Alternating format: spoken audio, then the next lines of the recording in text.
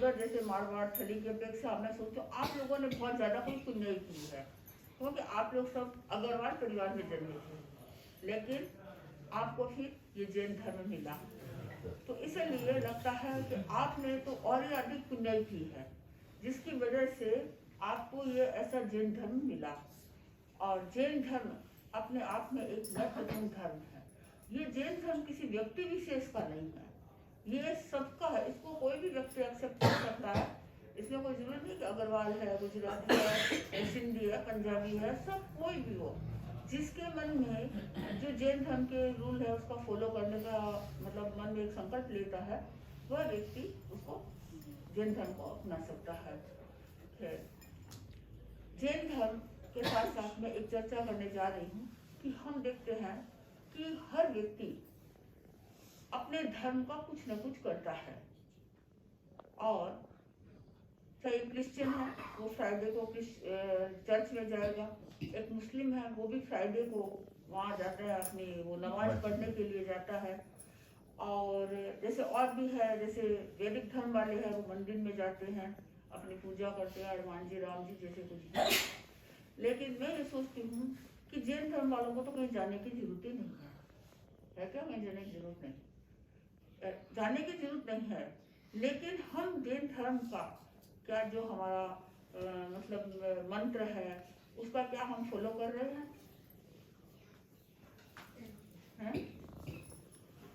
हमारी जो अभी नई पीढ़ी है शायद वो हम व्यस्त है, इसलिए हम ये क्या है टाइम नहीं मिलता है, ये कह करके छोड़ देते हैं। लेकिन मैं सोचती हूँ कि सबसे ज्यादा टाइम ही उनके पास होता है या नहीं होता है? टाइम सबके पास 24 घंटे का ही होता है, लेकिन करने वाला जो कुछ भी किसी को बनना है करना है तो उसी 24 घंटे के अंदर कुछ करेगा। मैं आपको ये बताना चाहती हूँ कि हमारा जो मंत्र है जैन धर्म का, ये नवकार मंत्र बड़ा ही मतलब एक पावरफुल, एक शक्तिशाली है। यदि ऐसा कहा जाता है कि जैसे हमने एक श्वास लिया और एक श्वास छोड़ा, उसके अंदर हमारी निर्विचार की स्थिति रहती है और उसके अंदर हमने नवकार मंत्र को बोला, तो हमारी कितनी निर्जरा होती है कि जो 14 पूर्वों का स्वाध्याय करता है उसके बराबर हमको निर्जरा होती है। कितनी अनंत अनंत कर्मों की हमको निर्जरा हो जाती है। कहते हैं नौकार मंत्र में 14 पूर्वों का सार समाहित है। और नौकार मंत्र आपने जब बोला तो और वो ऐसे नहीं हमने जैसे नमो इंसान लेकिन बोल लिया, माइंड किधर है, विचार किधर है और हम इधर उधर ऐसे तो उसमें आपको बेनिफिट नहीं मिलेगा। ऐसी मतलब ऐसा नौकार मंत्र जिसके अंदर हमको बोलने के बाद हमारे मन में निर्विचार की, बोलते समय निर्विचार की स्थिति रहे, ऐसा लगे कि जब मैं नमो अरिहंतानम बोलता हूँ तो मैं अरिहंतमय बन गया हूँ, सिद्धानम बोलता हूँ सिद्धमय बन गया हूँ। ऐसा तल्लीनता के साथ, एकाग्रता के साथ कहते हैं कि जब तक आप लोग टेक्नोलॉजी के जमाने में जी रहे हैं तो जब तक आप देखते हैं कि आपके मोबाइल का कनेक्शन सामने वाले के साथ नहीं होता है तब तक क्या आप बात नहीं कर पाते ना। तो वैसे ही हम कोई भी अपने मंत्र को जब जपते हैं, जब तक उसके शब्दों के साथ हमारा कनेक्शन नहीं होगा तब तक उसका रिजल्ट हमको नहीं मिलेगा। और जो व्यक्ति इसका तन मन से एकाग्रता से साधना करता है तो कहते हैं कि उसकी सेवा में देव रहते हैं और उसको कभी किसी प्रकार की दुख और तकलीफ का सामना करना नहीं पड़ता है और किसी प्रकार का ग्रह नक्षत्र उसे प्रभावित नहीं करता है। मैं एक घटना के माध्यम से आपको बताना चाहूंगी कि नमस्कार महामंत्र कितना पावरफुल है। पुराने जमाने में लोग यात्रा करते थे, बैलगाड़ियों से यात्रा करते थे, पैदल यात्रा करते थे और बड़े बड़े कारवां साथ में लेकर के चलते थे। कभी 400 व्यक्तियों का, कभी 300 व्यक्तियों का, कभी 1000 व्यक्तियों का, जिसके पास जैसे कैपेसिटी होती।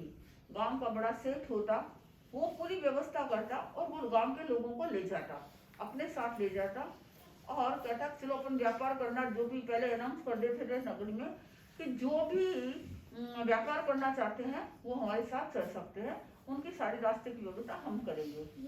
ठीक है। तो एक सेठ था, धनावल नाम का सेठ था, तो वो अपने गांव के कम से कम 400-500 व्यक्तियों को साथ में लेकर के जाता है। ठीक है, चलते हैं। जहाँ गांव आता है कोई दिक्कत नहीं होती है, आराम से रुकते हैं, खाते हैं, पीते हैं, चलते आराम से चलते हैं। ऐसे करते करते काफी दिन चलने के बाद एक बार ऐसी जगह आती है जहाँ जंगल आ जाता है, जहाँ पर सुनापन आता है, जंगल आता है। और हम देखते हैं कि जहाँ सुनापन होता है, जंगल होते हैं, वहाँ पर ये चोर डाकू ये अपना आश्रय बना लेते हैं। वो वहाँ पर क्या है, अपना डेरा बना लेते हैं। तो जब वो उस रास्ते से गुजर रहे थे तो अब जो मेन शेर था उसको तो अपने अपने मंत्र के ऊपर पूरी श्रद्धा थी, और वो अपना सबसे पहले सुबह उठता, अपना मंत्र जाप करता, सुबह जल्दी उठ जाता था, 3 बजे उठ करके सामायिक करके मंत्र का जाप करके और फिर अपनी यात्रा प्रारंभ कर देता था। ऐसे करते करते काफी जब वो ऐसे जंगलों के रास्ते से गुजर रहा था तो क्या होता है कि एक डाकू को गिरोह ने देखा कि बहुत बड़ा ग्रुप है और उनके पास काफी पैसा भी है, क्योंकि बिजनेस करने के लिए जा रहे थे। तो उनको पता चल जाता है, जैसे वो होते हैं ना जेब कतरे होते हैं पॉकेट, तो उनको पता चल जाता है किसके पास पैसे हैं, और वो इतनी सफाई से आपका पॉकेट काट देता है, पैसे निकाल लेता है। होता ट्रेन में बहुत बार देखते हैं कि अटैची सूटकेस के ताला लगा रहता है, बैग के ताला लगा रहता है, लेकिन वो कैसे उसको साइड से ऐसा काट करके नीचे से सारा सामान निकाल लेते हैं। ये उनकी कला है। तो वो अब जा रहे थे, रात्रि का समय हुआ, जब उन्होंने सोचा अपने तंबू लगाए और तंबू लगा करके सब लोग विश्राम करने लगे। तब सेठ ने कहा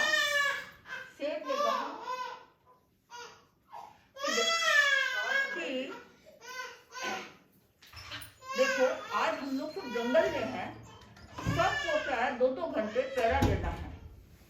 तो सबने कहा ठीक है, लेकिन सब पैदल चल के आए थे, थके हुए थे, सबको नींद आ गई। लेकिन जो सेठ था ना, उसको तो क्यों इतना बड़ा ग्रुप को लेके चलना था, तो इसलिए वो सोया नहीं। वो अपना बैठा बैठा क्या कर रहा था, नमस्कार महामंत्र का जप कर रहा था। और इधर जो वो डाकू थे उन्होंने सोचा अब तो सब सो गए होंगे, तो वो चोरी करने के लिए आते हैं। लेकिन चोरी करने के लिए आते हैं तब क्या देखते हैं कि जो टेंट बने हुए हैं, तंबू बने हुए हैं, उनके बाहर घोड़ों पर सवार हुए सिपाही पहरा दे रहे हैं। चारों तरफ सिपाही पहरा दे रहे हैं। ठीक है, उन्होंने सोचा कि घोड़े कहाँ से आ गए, ये सिपाही कहाँ आ गए, रास्ते में हमने तो कभी देखा नहीं इनके साथ। लोगों को चलते हुए देखा, गाड़ियों को चलते हुए देखा, घोड़े तो बिल्कुल ही नहीं देखे थे। फिर उन्होंने सोचा भाई ये पहरा दे रहे तो हम कैसे मतलब चोरी कर सकते हैं, कैसे इनको कर सकते हैं। ठीक है, लेकिन उन्होंने देखा कि ये गिने सारे व्यक्ति कितने हैं। उन्होंने देखा 35 घोड़े हैं और 35 सिपाही है, लेकिन एक सिपाही ऐसा है जिसकी गर्दन कटी हुई है, गर्दन नहीं है उसकी, लेकिन घोड़े पर बैठा है, पहरा दे रहा है। ठीक है, दूसरे दिन उन्होंने सोचा कि नहीं, हम इनका सर्च करेंगे कि ये घोड़े कहाँ छिपा के रखता है, कैसे चलाता है, किसमें क्या करता है, घोड़ों को कैसे कहाँ छिपाएगा। तो दूसरे दिन वो डाकुओं का ग्रुप भी है ना, उनके पीछे पीछे, कुछ आगे कुछ पीछे, कुछ दाएं बाएं, उनको मतलब देखता देखता चलता गया। लेकिन रास्ते में कोई घोड़ा नजर नहीं आया, कोई घोड़ा नजर नहीं आया। तो उन्होंने सोचा कि क्या बात है, रात को घोड़े कहाँ से आ जाते हैं, लगता है इनके पास कोई शक्ति जादू है इनके पास, और इसीलिए क्या है कि ये उस मैजिक से ये घोड़े वोड़े तैयार कर लेते हैं। अब दूसरे दिन रात को वही स्थिति हुई, सब सो गए, और सोने के बाद वो जो शेर था वो अपना जप कर रहा था, अपना साधना कर रहा था, वो सोया नहीं। और इतने में वो लोग डाकू वगैरह आते हैं, लेकिन क्या देखते हैं, वही सीन कल वाला। उन्होंने सोचा कि ये क्या है, इतने घोड़े इतने सिपाही कहाँ से आ रहे हैं जिनके पास अस्त्र शस्त्र सब सारे हैं। फिर ऐसे करते उन्होंने सोचा या तो इसका जो ऑनर है उससे बात करना चाहिए कि क्या बात है। तो तीसरे दिन अब उससे डाकू को जब गिरू था उससे रहा नहीं गया, और तीसरे दिन जब वो अपने कारवा के लिए रवाना होते हैं, रवाना होते समय वो डाकुओं का जो नेता था वो उससे मिलता शेर से। वो कहता है कि आप लोग कितने लोग हो। उन्होंने कहा हम लोग लगभग 500 के आसपास लोग हैं। कहाँ जा रहे हो, क्या कर रहे हो, साफ साफ बता दिया हम बिजनेस करने के लिए जा रहे हैं। मैं एक बात पूछना चाहता हूँ कि आपके पास जो घोड़े हैं वो आप कहाँ किसमें छिपा करके ले जाते हो? जिससे ने सेठ ने सुना घोड़े, उसने सोचा घोड़े तो हमारे पास है ही नहीं, हम तो बैलगाड़ियों से यात्रा कर रहे हैं, घोड़े तो है नहीं हमारे पास। फिर उसने कहा कि तुमने कितने घोड़े देखे? बोले 35 घोड़े देखे मैंने। तब उसको लगा, सेठ को लगा कि ठीक है। उसने कहा कि हाँ हमारे पास 35 घोड़े हैं। तो उन्होंने कहा कि 35 घोड़े में हमने एक बात देखी है कि आपके छोटे सिपाही तो जिंदा है, मतलब जिंदा तो 35 है, लेकिन एक का गर्दन क्या है, कटा हुआ है, लेकिन वो भी पहरा दे रहा है और उसके हाथ में भी तलवार है, सब कुछ है, लेकिन उसकी गर्दन कटी हुई है। वो कैसे घोड़े के ऊपर बैठ करके घोड़े को चलाता होगा? हमें ये आश्चर्य की बात है। तब उस सेठ ने सोचा कि हो ना हो ये सब नमस्कार महामंत्र का ही चमत्कार है। तब ठीक है, तो उसने कहा कि आज देखना कि उसके गर्दन होती है या नहीं होती है। तो उसने अपना नौकार मंत्र को जब बोला तो देखा कि वो जो नमो लोहे सव्य साहूणम होता है, ठीक है ना, वो नमो लोहे सव्य साहू ऐसे बोलता था, नम को पूरा नहीं बोलता था। अब नम को पूरा न बोलने के कारण क्या था कि वो सिपाही पूरा, वो नौकार मंत्र का जब पूरा उच्चारण नहीं है तो वो सिपाही भी उसका पूरा दिखाई नहीं देता था। उस दिन उसने क्या किया, पूरा उच्चारण किया, उसका पूरा उच्चारण किया तो उसके गर्दन आ गई थी। अब तो वो देख करके इतना सरप्राइज हुआ कि आज इसकी गर्दन कैसे आ गई, 2 दिन से देख रहा हूँ उसके गर्दन नहीं है और आज इसकी गर्दन कैसे आ गई। ये बड़ा मतलब चमत्कारिक लोग है, इसको मन किसी प्रकार से विद्या सीखनी हमको देखते। तो अब ठीक है, दूसरा दिन उगा और जब वो चलने लगे और चले, साथ में वो डाकू का जो नेता था वो भी चल पड़ा। चलते चलते उसने कहा कि क्या आज भी हमारे 35 घोड़े थे? बोला हाँ आज भी 35 घोड़े थे, लेकिन आज सिपाही के गर्दन थी, गर्दन कटी हुई नहीं थी, ये आपने कैसे कर दिया? तब सेठ को समझ में आ गया उसको कि मेरा जो नौकार मंत्र का उच्चारण था वो थोड़ा सुंदर, पीछे का थोड़ा मैं पूरा नहीं बोल पा रहा था, बोलता था तो फटाफट में क्या नमो लोहे सव्य साहू ऐसे करके छोड़ देता, साहूणम नहीं बोलता था। तो इस एक शब्द ने ऐसे, जब व्यक्ति ऐसे जंगलों में, ऐसे स्थान में जैसे ऑटोमेटिक सुरक्षा हो जाती है, ऑटोमेटिक उनका सारा संरक्षण हो जाता है। जो आपके सिपाही, आज की पुलिस तो क्या करती है, मर्डर हो जाता है उसके बाद घर पहुंचती है, चोरी डकैती हो जाती है उसके बाद पहुंचती है, होता ही नहीं होता है ना? फिर पहुंचने से क्या फायदा? या तो उसको पहले ही अलर्ट रहना चाहिए कि ऐसा कुछ हुआ है। अब देखिए कि हमें ये देख, फिर वो उसको सारी बात बताता है कि ये तो हमारा क्या है, हमारा मंत्र है, हम तो केवल उस मंत्र का जाप करते हैं और उसके तो उन्होंने कहा कि आप हमको, आपका मंत्र हमको भी सिखाइए। तो उन्होंने कहा एक बात से सिखा सकता हूँ कि आप ये चोरी का धंधा, ये डकैती का धंधा छोड़ देते हो तो हम आपको ये मंत्र सिखा सकते हैं। तब उन्होंने कहा ठीक है। उन्होंने सोचा कि जब इतना बड़ा मंत्र हमको मिल रहा है जिससे हमको सब कुछ मिल जाएगा तो हम चोरी डकैती क्यों करेंगे। तो उन्होंने जो डाकू का इतना बड़ा गिरोह था उन सब ने नौकार मंत्र सीखा। और तो हम ये देखें कि देखिए हमारा नमस्कार महामंत्र कितना पावरफुल है, कितना शक्तिशाली है। तो मैं आप सबसे यही कहना चाहती हूँ कि आपको टाइम मिले या न मिले, कम से कम श्वास के साथ आप नौकार मंत्र का जब दिन में कम से कम 5 नौकार का तो अवश्य ही करें, श्वास के साथ करें।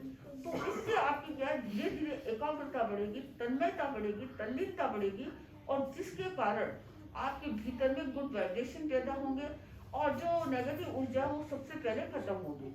और जब नेगेटिव ऊर्जा आपकी खत्म होगी, पॉजिटिव ऊर्जा आपके शरीर में आएगी तो आपको हर चीज पॉजिटिव दिखाई देगी। और जैन धर्म कहते हैं कि जब व्यक्ति के पास पॉजिटिव ऊर्जा होती है, पॉजिटिव उसका एटमॉस्फेयर होता है तो वह सम्यक दृष्टि का धारक होता है।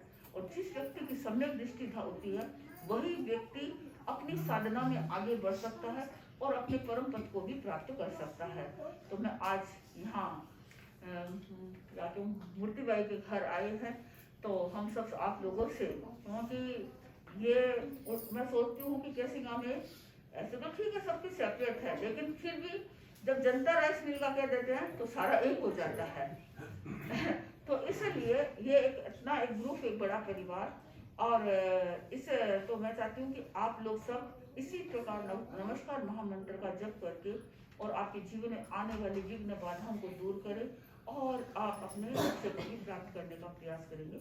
इन्हीं भावों के साथ ओम।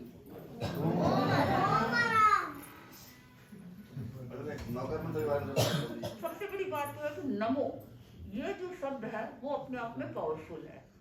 नमो, झुकता कौन है? जिसका अहंकार खत्म हो गया है। जब तक अहंकार रहेगा व्यक्ति नमन नहीं करेगा। करेगा क्या?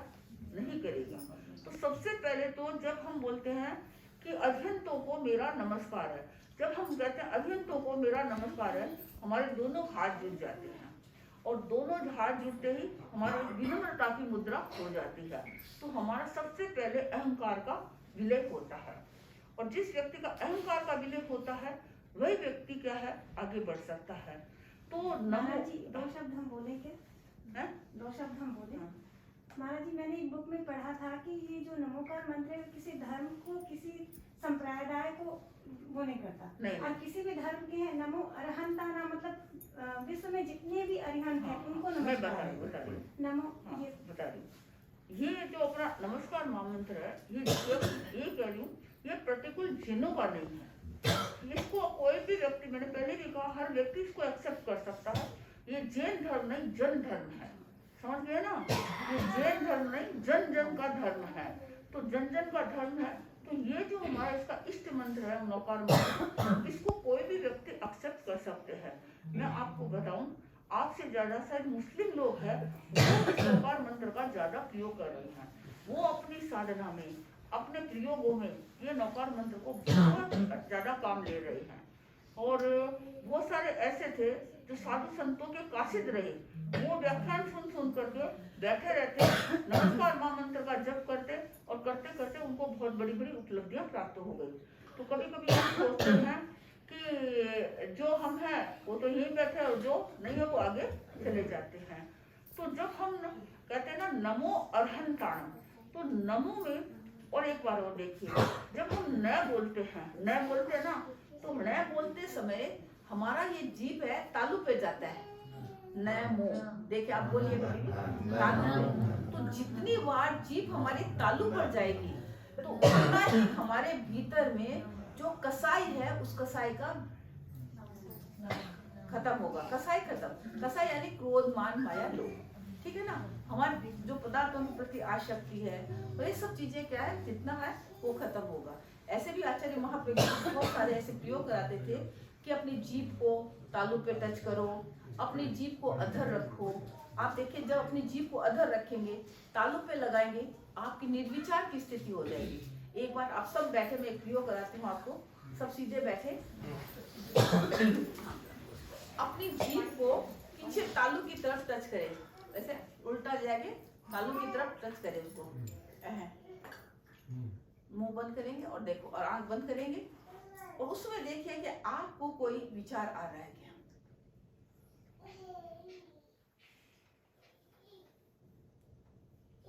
बोलिए, नहीं आ रहा है ना? अच्छा, नेक्स्ट कीजिए, जीभ को अधर में रखना है। अच्छा, ऐसे कहीं टच नहीं करना है, और अधर में रखिए आप, आंख बंद करके।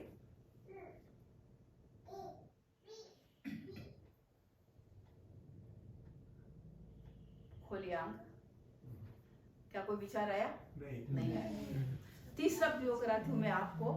जीभ को आप अपने दांतों के बीच में रखे,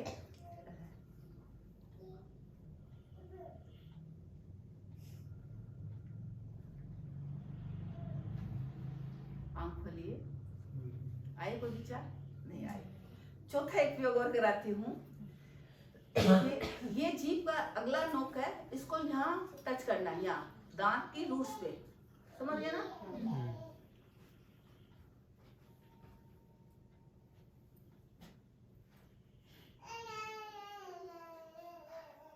आंख खोलिए। बोलिए, चारों में किसी का आया विचार? नहीं आया ना? विचार ही रुक गए। इसको प्रयोग करने से मन भटक सकता है? नहीं बैठेगा। और देखो एक और बताऊं कौन सा प्रयोग सबसे बढ़िया है, चारों सब प्रयोग सबसे बढ़िया चारों ही अच्छे चारों हैं। ही अच्छे क्योंकि अपना दिमाग को जीभ पे उपयोग करते देखो हैं। एक बात बताऊं मैं, हमारे शरीर में आदि व्याधि और उपाधि आने का कारण ही हमारा ये आगे नोक का भाग है, समझ गए ना? हाँ, तो आप इसको कंट्रोल कर लो और आपकी आदि व्याधि खत्म हो जाएगी।